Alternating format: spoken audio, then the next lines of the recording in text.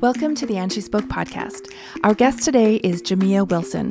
Jamia is many things: an activist, a feminist, a storyteller, a media maker, but more than anything, she is a natural-born thought leader.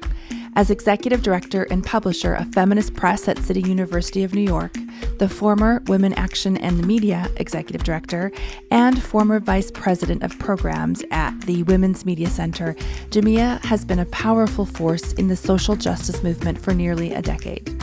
She's a leading voice on feminist and women's rights issues, and her work and words have appeared in and on several outlets such as New York Magazine, The Today Show, and The Washington Post. She's currently writing a book about Beyonce and feminism. Cannot wait. Many have called her the next generation feminist leader, and we are so pleased to have had the opportunity to speak with her about her work, her life, and her friendship with Gloria Steinem.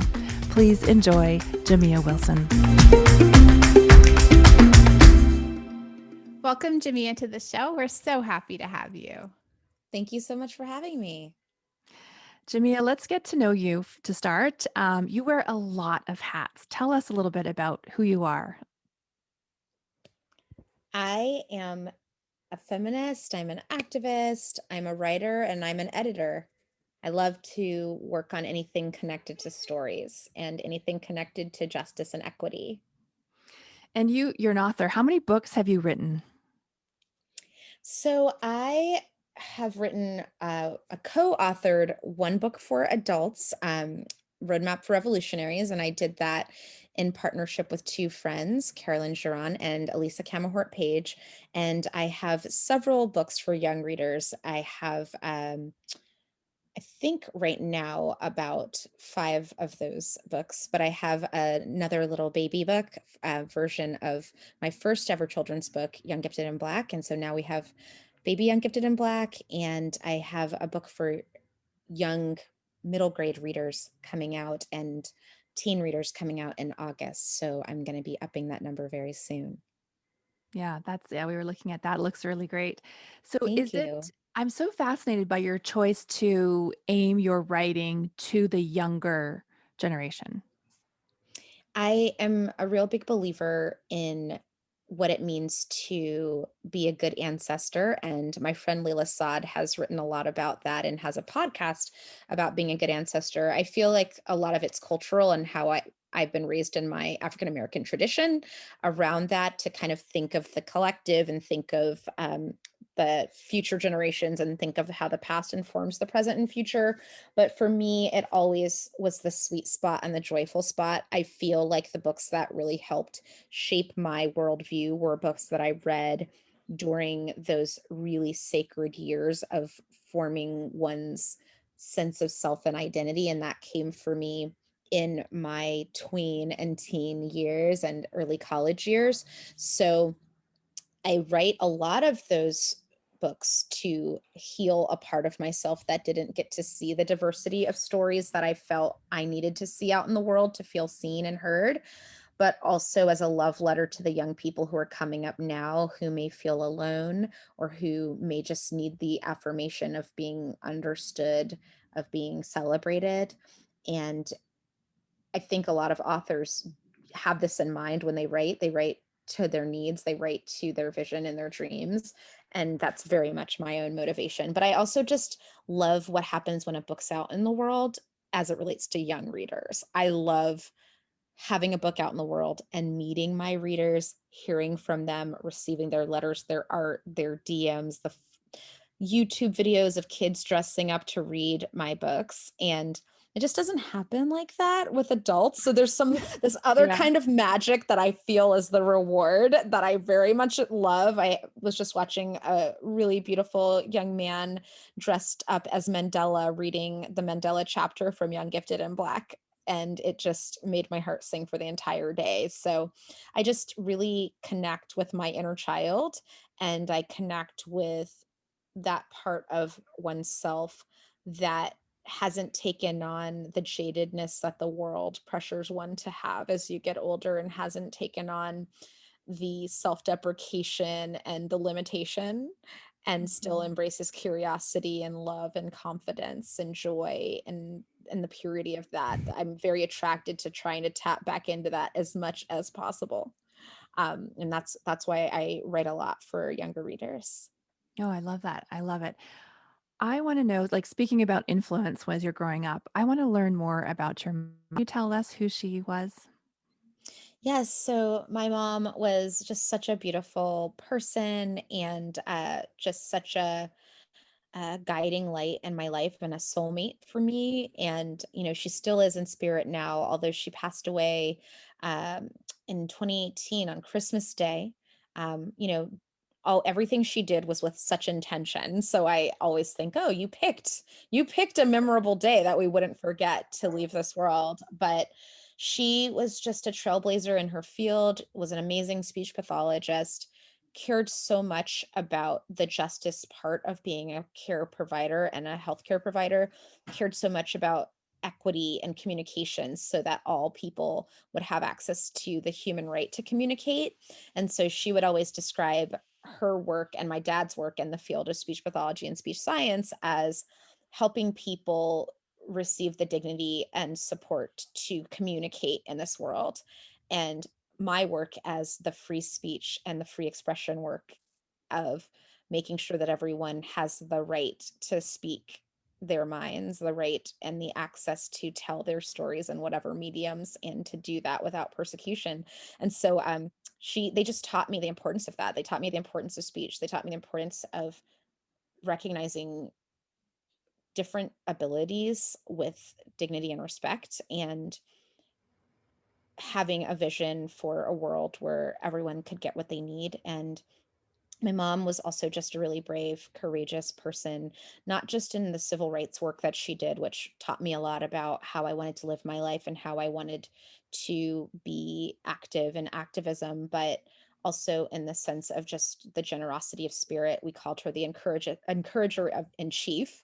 And she was very much, an executive and an entrepreneurial spirit. She always had her own LLC and believed in the side hustle in addition to all the other work she did, and imparted that in me, but just was always there to help other people, and specifically other people who'd been marginalized in many ways, to be able to access their power in whatever forms that was in. And so I just learned a lot from her. She was always an abundant person. She always approached things from a spirit of collaboration and community versus jealousy and competition. And that had taught me a great deal that I think has even continued to give me gifts, many years later. Jamia, Was I'm she wondering, it sounds like your entrepreneurial or your activist journey started really young, and also potentially your entrepreneurial journey. And I'm wondering if you can share a little bit about how those two themes weave together in your life. Mm. Yes, I think I wrote a book for young readers called Step Into Your Power. And I think so much of that came from learning from my mom, to step into your power. She would always say that to me. Sometimes I'd say, oh, this thing didn't go my way. I worked hard and I didn't win this thing. I lost the student council election, but I worked hard and I did this thing. And just because I did the hardest work, didn't I should get something, that kind of thing. And she'd always say, well, you lost this thing. So how can you step into your power? And I remember as a child Mm. not necessarily loving this message, or, Yeah. to feel like, oh, this situation happened and I don't like what side of it I'm on. It would always be, how can you step into your power? And it would feel rhetorical. And sometimes I'd be angry and think, oh, well, I've really been kicked down. I'm down right now. How are you going to tell me to step into my power when I'm down and I have no power? And she'd say, but what power do you have? What choice do you have to make? Even though, yes, you are down, and we're going to acknowledge that. And something about that being the core lesson I felt that I learned from her has really served me well in my activism and in the entrepreneurial work that I've done, because I do tend to have that sort of athleticism, I guess, now, because I was always challenged to do it and built that muscle. Oh, I'm down right now, but how am I going to step into my power? I mean, even as it has related to my being born monocular and being blind in one of my eyes, and having people say, oh, I don't know if it's a good idea for you to play field hockey or other things where balls might be flying toward your face. My mom kind of saying, oh, step into your power and go convince them about why you can, and how you're really good at adapting, and how you have senses that other people haven't learned to deepen because you've had to adapt from birth to navigate this world, and how you can do some things with strength that other people don't have because they haven't been dealt the same circumstances you have. And so there's something about that essence from her that has really helped me. And, and it has an origin. I always think about the culture thing too, where, I've heard Martin Luther King also refer to this, that, what does it mean to crawl if you're not able to walk, in the sense of being pushed down. And I think something about that resilience of spirit that I've been taught has been really helpful. Not that I think that the circumstances that led to it are good in any way, so I want to be clear about that, but just that spirit of thinking, yes, in most circumstances, there's power. And there's something about the difference between a response and a reaction that I've also learned from that example around, as an activist, learning to respond versus react. Those are two very different things. And learning to take the time to have a clear strategy and a choice as it relates to business and activism has served me well in life. And in the times that I have reacted instead of responded, I've thought, oh, I see the difference between how that turned out. Can you give us an example of that? Like, what does that actually look like in real life? Oh, yes. So I mean, there's so many things I think about in real life.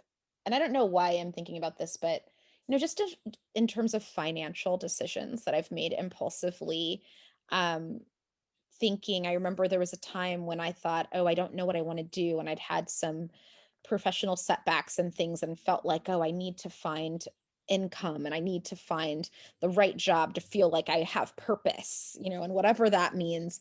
And not knowing what I wanted to do and not having it be clear, and signing up for GRE and LSAT courses all at the same time so I could feel like I was doing something, and spending all this money on these courses. And I've still not gone to law school, but doing that because it felt like something that I should be doing, to only come to a realization that, oh, I did that out of reaction because I felt like I needed to show people that I was doing something to have purpose in my career. In fact, I could maybe spend those funds, with the information I have now, with the learning I've had now, on getting a life coach or a business coach, or investing in an LLC to start my own business, or investing the funds in one of my interests. I haven't done this yet, but I've always thought, oh, I want to do a feminist tea brand, or one of the things I want to start. That I needed to kind of go through that, to think about, what if I had sat down with myself to think about what it is that makes my heart sing, and the intersection between that passion, vision, and what the world needs, and taking those funds to do it, versus thinking, oh, well, society tells me that becoming a lawyer is a thing that people respect, so maybe I should take my savings and go take a really expensive course that I still have not utilized to do that. So that would be an example that came out of reaction and feeling like, oh, I need to feel like I'm doing something. Whereas what came from that was me feeling like I wasn't really connecting with the material, not really feeling a sense of dread that, oh, what happens if I do take the LSAT, do well enough to get in, and have to actually go to law school? That then leading me to think, oh, I think I want to do something else. And why is it that I feel like I don't want to embrace what it is I feel like I was sent here to do? So I have many examples of that. And, even in the nature of love and relationships, that's a whole other TED Talk I could give about how that has also played itself out in my life. Well, Jamia, you really dodged a bullet there with going to law school. As an attorney, I can tell you, having had very similar feelings and still felt like I'm just going to do it. It's the right thing. And then having, a real sense of, obviously this isn't the right path for me. I'm an entrepreneur and I'm an activist. And that was not the way for me to live out those dreams. So I would say sunk costs are a really good learning tool. Thank you. And it's funny you say that, because I feel like I did get a gift in the sense of having, some lawyers in my life who saw me doing this when I was doing it, to say, okay, do you know what torts look like and how much you're going to have to do that? Because I think in my mind, I thought, oh, I'm going to go to law school, and then suddenly I'm going to be a civil rights lawyer and correspondent on court TV talking about racial justice and gender justice. And that's not usually how it turns out for the vast majority of people. Yeah, and that's desperately needed, but there's a whole system of debt that's associated with that legal degree that makes that great work really hard to do. So yeah, that's a whole other conversation. No, I'm glad you said it, because I was lucky enough to have a cousin of mine who has done really well in her legal career and is now in her dream job doing it. But when I was still going back and not letting go of this, I need to take the LSAT and I need to get a good score and I need to do all these things. She said, well, before I got to do this awesome job that you're sort of lionizing me for being in, I had to work at a corporate firm for X number of years to pay off all my loans before I was even able to move out of this place to go to the place where I'm doing it now. And so she, through those stories, helped me, really wanted me to know, do you really want to do this? Because this is what you're going to have to do. And it was such a gift, such a gift. And you're like, I'll just write another book. I'll write another book. Way easier, way more impactful. Thank you. I sometimes think about now the irony of it, though, and why all experiences are valuable is that I do spend a lot of time with contracts in the publishing world. So it is helpful because I do feel like I have a deep appreciation for our publishing lawyers and love to connect with them as a result. So I do think, right, the learning is always everywhere. I want to talk about Gloria Steinem. Mm. We looked at, we did some research, and Jenny's like, oh my God, there's a picture of her and Gloria Steinem. Tell us the story. Storia of Gloria. So it was just Gloria's birthday. I just celebrated at her Zoom birthday party, which was really exciting. Just on March 25th, she is a wonderful person. I feel like my life has been so rich as a result of having Gloria in it. She's just such an amazing friend, human being, and partner in the work. I would call her a mentor, but it's so un-Gloria to do that because she doesn't like the power imbalance that is implied in that, because she says that she's learned from the younger generations too. So she's a friend and a partner and a beautiful person who has expanded my vision in the world, and obviously countless others of visions of how we can see ourselves and each other and what's possible for freedom for all of us. And Gloria, I first met, and I always tell her this because I think I'm like, the day you first think you met me, it may not be the same as the day that we really met, because you meet a lot of people because you are Gloria. But I met Gloria Steinem in 2004 when I was working at Planned Parenthood Federation of America as their national campus organizer and the principal of their youth organizing group. And Gloria was brought to our beleaguered group of people right before what was then, before the Women's March, the biggest march in history for the March for Women's Lives, and the biggest march in Washington in history. And Gloria was brought in to kind of rally us up before we were going to go and do this March for Women's Lives. And I remember asking her a question and getting an answer from her that I will never forget. And that experience made me think, oh, this woman, although I had a sense of who she was from my classes in school and watching her on TV, really saw, not only is she really smart, visionary, and brave, but she's also hilariously funny and doesn't get credit for that amazing sense of humor, which I think is, she is one of the funniest people I know. And that's one of the things I just want to put on the record. Gloria Steinem is hilarious, tells the best jokes. And I guess she told me that at one point she was writing for Saturday Night Live back in the day. So she's just, she's amazing. She's an amazing writer. So Gloria and I met then. But then when I think she remembers meeting me was when I started working at Women's Media Center, and she's one of the co-founders of the Women's Media Center, along with Jane Fonda and Robin Morgan. And Women's Media Center was started to amplify women's voices in the media. And I worked there as the vice president of programs, working on their media training program and doing a lot of work training women and girls there, and also helping them with a lot of other pieces around direct action campaigns for making the media more just for women and girls and people of all genders. And Gloria and I got to then really get to know each other, because I was working with her directly there and working with her team often. And so I really got to deepen our relationship and really love her and the team that she works with. And, she's just been such a friend and a champion for me and so many others. She really lifts as she climbs, and really changed my life by asking me to join her on the Today Show for an interview, with Huda and Kathy, with Huda and Kathy about the anniversary of Ms. Magazine. And Mm. that really changed my life, in many ways, but also helped me see that I could be helpful to this expansion of the media conversation on many different sides of it.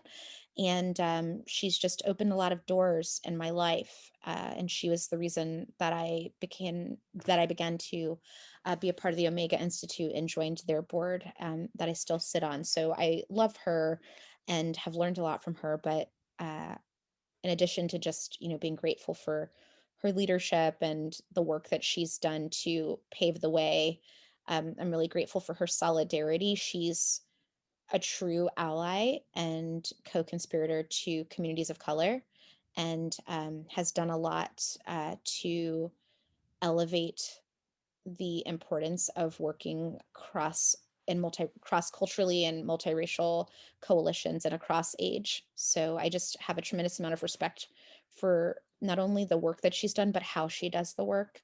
She's so good about the how. She talks about it as the means are the ends. The means are the ends is what she says often, and she embodies that. Hmm.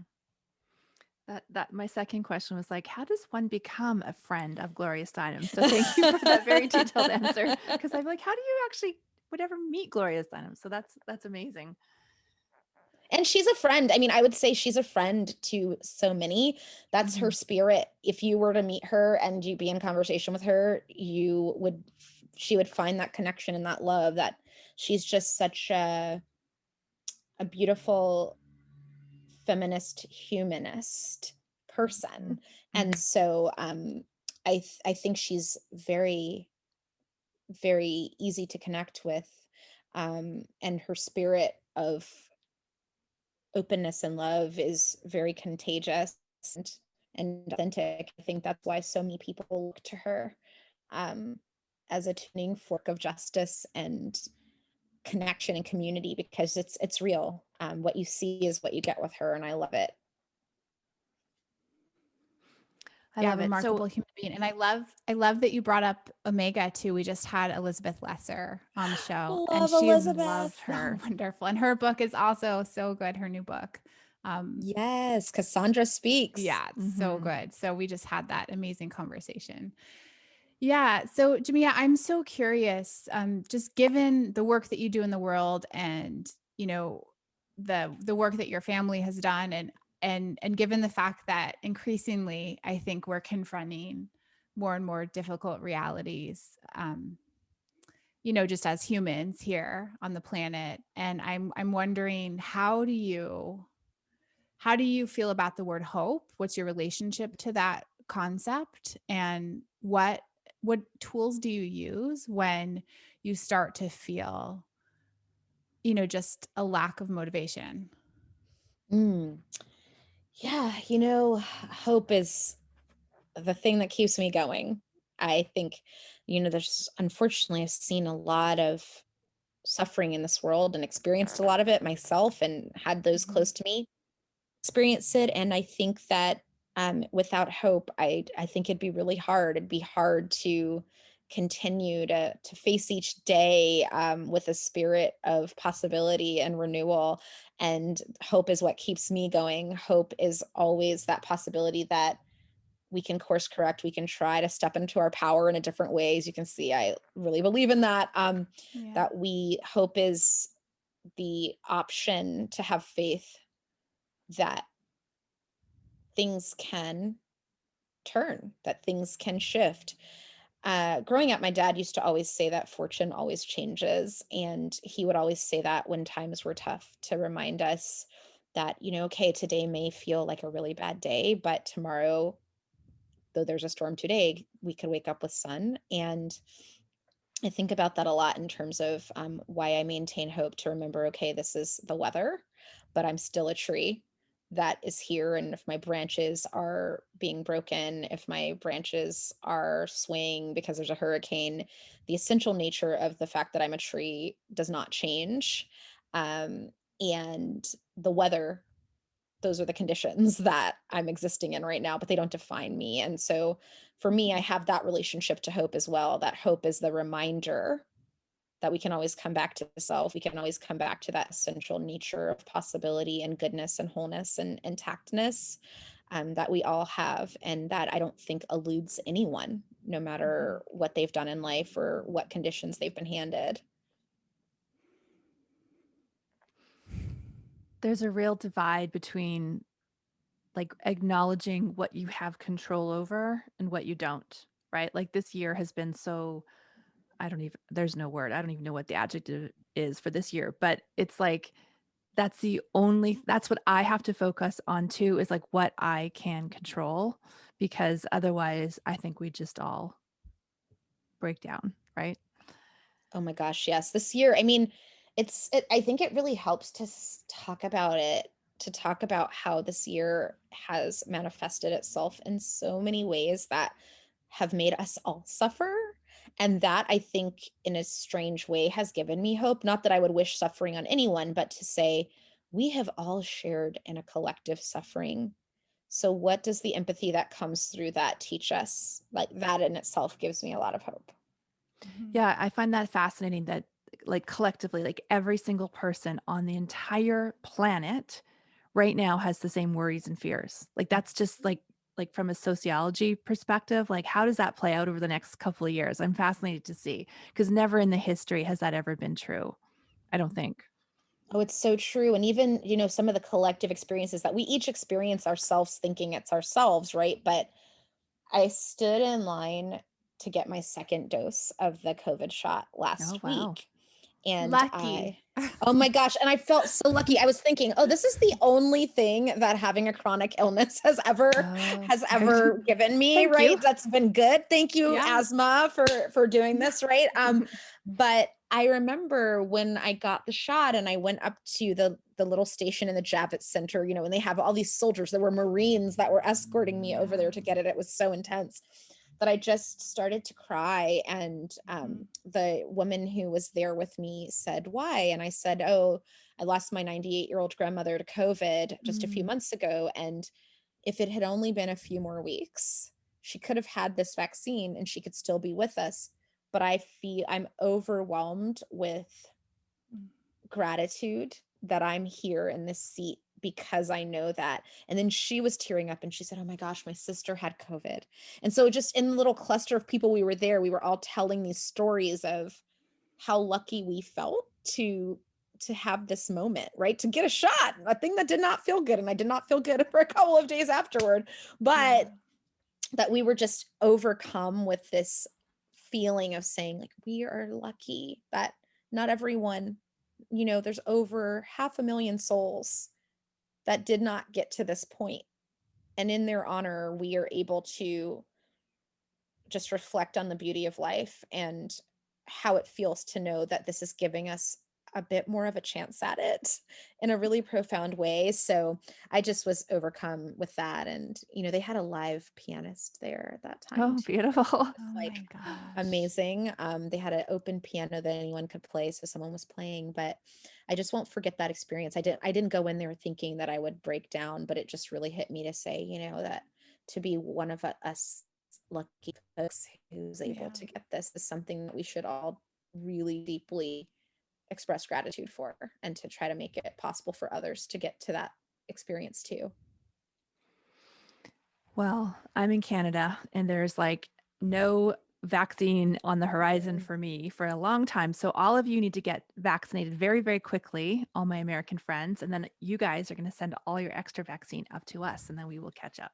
That's Oh my my plan. gosh, I hope It's the so. only I way. It's the only I way. feel so badly about it. I have all these friends in Europe and Canada who've been telling me too that, that it's just really hard. And, and I feel like that's what I'm hoping we get out of this experience too, is that, and I'll speak about Americans because I think Americans are specifically egregious about this. That Americans, I hope, will start to learn about how our actions impact the rest of the world. The rest of the world knows this, Yeah. but I think this is kind of one of the clearest examples of how we really need to think about what that means. And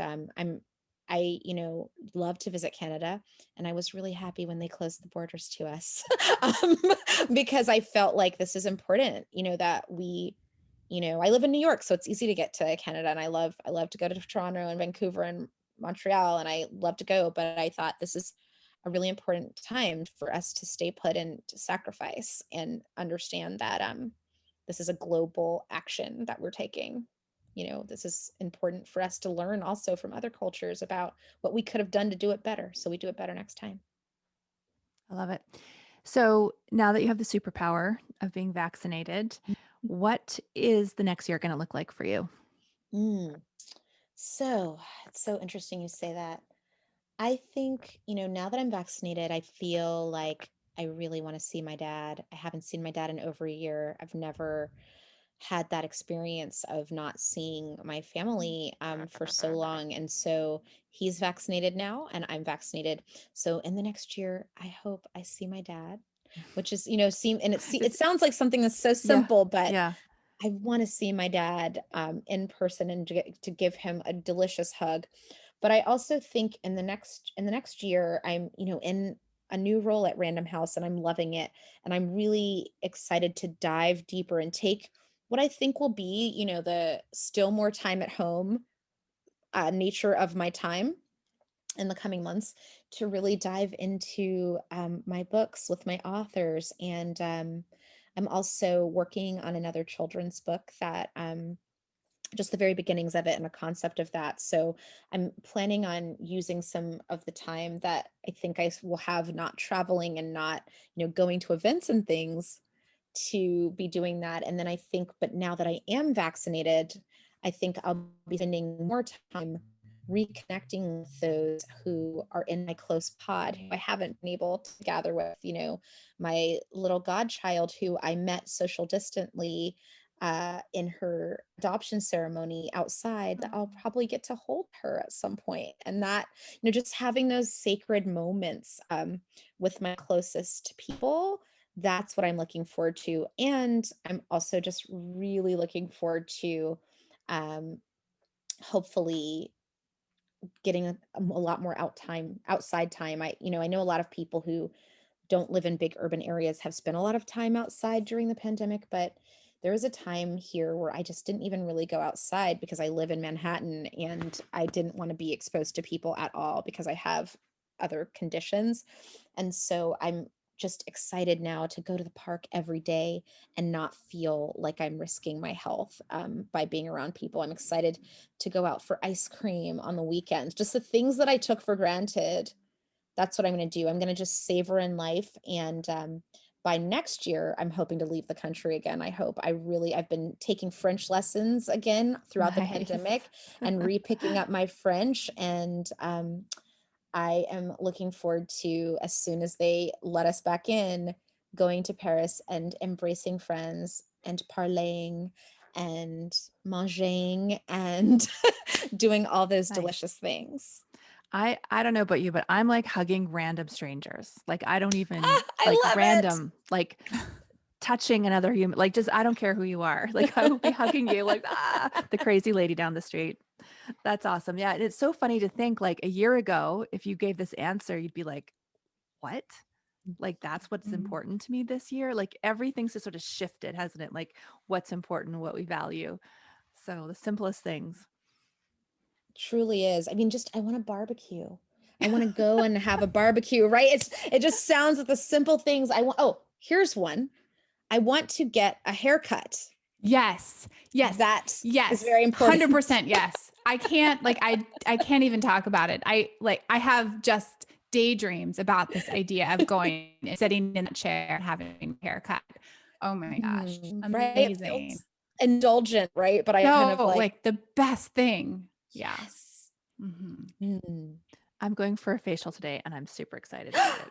I'm I so know. jealous. I'm so jealous. We've already It's talked gonna be about this. amazing. I'm very, I can't even imagine doing it. I can't. Yeah, It's she'll be not an like all like option where I am. hazmat suit and everything, but I'm not going to care. I need one because I've been getting mask knee, but that's a whole other conversation.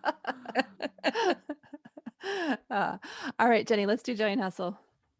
Okay, so Jamia, we ask all of our guests at the end of every episode to share something that's bringing you joy in your life right now, that could potentially bring joy to our audience, as well as a tool that you use to hustle in your career. I think it's the same thing.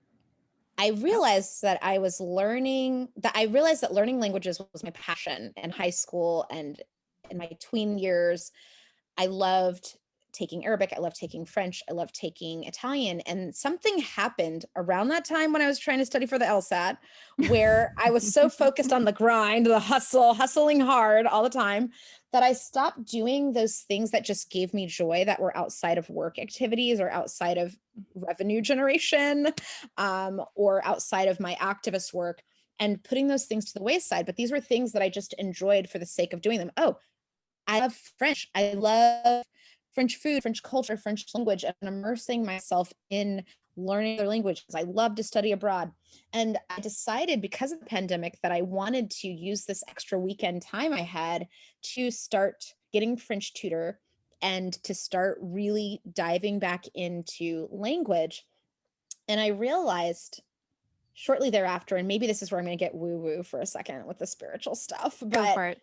I'm going to go for it, that in that, at first it was it gave me joy just to say, oh, like French is such a beautiful language. I love the way that it teaches me to move my mouth in new ways, the way that the poetry is different, the poetic and lyrical nature of it. And that's joy, just for joy's sake. And I get to watch beautiful shows and talk to beautiful people on italki. But then shortly after that, I was asked to do a speaking engagement with a French feminist organization. And Oh, wow.